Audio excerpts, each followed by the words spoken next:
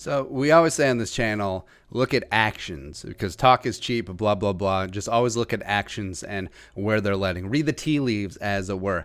And also drink that tea to stave off coronavirus. Extra hot. Yeah, toss some ginger in there. But are the Vikings setting up Zimmer to fail in 2020? Now, should rephrase it. Are the Vikings setting Zimmer up to be the scapegoat in 2020? Because all the actions so far this offseason sort of point in that direction, and we'll explain why. So first off, I mean, his precious defense. It's precious. You know, again, big respect to Mike Zimmer, changing the culture here. Took over for Leslie Frazier 2013, 32. Dead last in the NFL on defense. Year one, Zimmer turns that around largely with the same personnel. Became one of the best defenses in the league. Took a little nosedive in 2019, but what can you do there? But his precious defense, so much draft capital sunk in there, so much cap space over the years has been sunk into it. And all of a sudden, I mean, it's being dismantled. Like, it is being gutted and left on the side of the road for dead. Xavier Rhodes gone. Probably for the best. Linval gone. Harris could be traded. Wayne's gone. Mack gone. Kurse gone. Stephen Weatherly gone. Ben Gedeon still here. Cool. Also, Everson Griffin potentially could be gone. Yeah, you bring in Michael Pierce. Cool. Awesome. But, man, that's a lot of change on the Zimmer side of the football. And also, you look at the other side. So Kirk Cousins, who Zimmer has always been sort of meh on. He gets extended 2 years, gets given the keys to the castle. I mean, going back to his free agency, I mean, Zimmer wanted Teddy. Teddy, it was his guy, 2014, 32nd overall. They were tied at the hip. Zimmer finally got his head coaching job. That was the guy that he selected to be his quarterback come hell or high water. And unfortunately, the leg, social distancing from the body.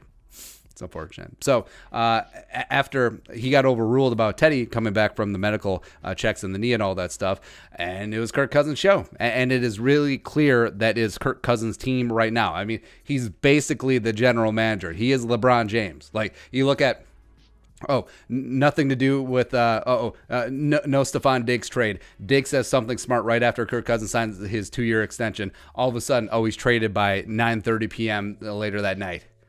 That is not a coincidence, by the way. Absolutely not. And Spielman, by the way, is acting like a man who has a lot of job security. Because, like we said, Spielman put his reputation on the line with Kirk Cousins, signing him to that 3-year, $84 million contract. And now, playoff win, super red hot October. It's amazing. And so the Wilfs ownership were obviously sold on Kirk Cousins. They were sold on Rick Spielman. Now, Ricky Boy knows how to play the game a little bit. That's right. So now he's trying to pad that job security, and I think he can do that by potentially feeding Zimmer up to the Wolves. Because watch now. I mean, the Vikings have 12 draft picks, potentially more if they trade Anthony Harris. Now, watch a big pile of that sweet, sweet draft capital go to offensive line, go to wide receiver, go to everything that will make Kirk Cousins' side of the ball better. Rightfully so, by the way. And perhaps they bypass needs that they have on defense, at cornerback, at edge rusher, at 3-tech, etc. Would certainly be different than previous drafts where Zimmer always gets his toys early and often, right? And now Zimmer, as of right now, has no extension, right? He's chilling at Zimmerland Ranch. He's grinding film on a 1-year deal. Lame duck 2020, Yahoo. He says that he's fine working as a 1-year contract. He said that last year before he got a 1-year Band-Aid extension. Now, if the Vikings give him anything more than a 1-year extension, then I'll change my tune. But even if they give him a 1-year extension, fans should not be like, oh, huzzah, he is here long term. Owners don't give two blankety blanks about firing a coach with 1 year left on the contract. They don't care. They care about multiple years because that's a lot of dead money that they have to pay out. And essentially, they have to pay 2 coaches at the same time. But if they let him play out a lame duck year, I mean, that is absolutely writing on the wall that he is being set up to potentially be the fall guy. Yeah, Chris Carter said, always have a fall guy, right? And I think we're watching just a slow motion coup against Mike Zimmer because it's clear that Rick Spielman and Kirk Cousins, I mean, they're setting things up to have an ultimate free roll where they have no chance of losing. And if it hits, they win big. I mean, they completely jettison and gut the defense, spend the draft capital on offense, or at least the top tier part of it. And if the defensive genius can't get the defense together with a bunch of slappies like, Mike Zimmer, you're a defensive head coach. How come the defense is underperforming yet again? I mean, it underperformed last year when you had all your guys. So now you have a bunch of new guys. You can't coach them. I mean, it's not Spielman and Cousins' fault. I mean, obviously, it's the defensive-minded head coach, and then they fire Zim. Oh, it's amazing. And then Spielman buys himself some more time. Spielman has probably bought himself more time to hire another head coach, which would be his third. He hired Leslie after Brad Childress, and then also Zimmer, and then Coach TBD. Or maybe his replacement is already on staff, as we've talked about. Like Gary Kubiak is the ultimate, like, complete Machiavellian thinker behind his Just for Men gel. You're looking like Dan Aykroyd from Tommy Boy, right? Like, they have two former head coaches on staff.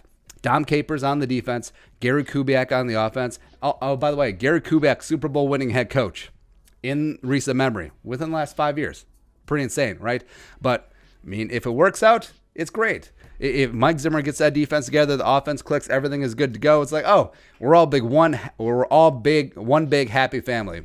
Cousins, Zim, and Spielman, right? All three of us, triangle of authority, we're together. But if things go wonky, or if things are sort of meh, I mean, there's one person that'll be easily thrown under the bus, and I think it's Mike Zimmer right now. And again, watch every single move of the offseason. Don't believe a word anyone says, because talk is cheap. Always watch the moves. And it does seem that's where it's heading, because you look at all the moves in free agency, and then you look towards the draft. I think it'd be very different. Where in previous years, everything had Mike Zimmer's fingerprints on it. Everything was to his needs, his specifications, and now everything seems to be off the menu. Everything seems like either Kirk Cousins or Rick Spielman or both are now in control, now at the helm, now the wizard behind the curtains. Wizard sleeve. I don't know. But maybe I'm overthinking things. Maybe I just love a really good conspiracy. But it does seem like this is Kirk Cousins' team. This is Rick Spielman's team. And I think Zimmer is just sort of treading water at the moment. But your thoughts? Is Zimmer being set up to be a scapegoat in 2020? Let us know in the comment section below. Also, subscribe for daily Vikings takes. If you want to support the work, pull us on the Venmo. Plus, give us a follow on social media as well. But until next time, Skol, production value.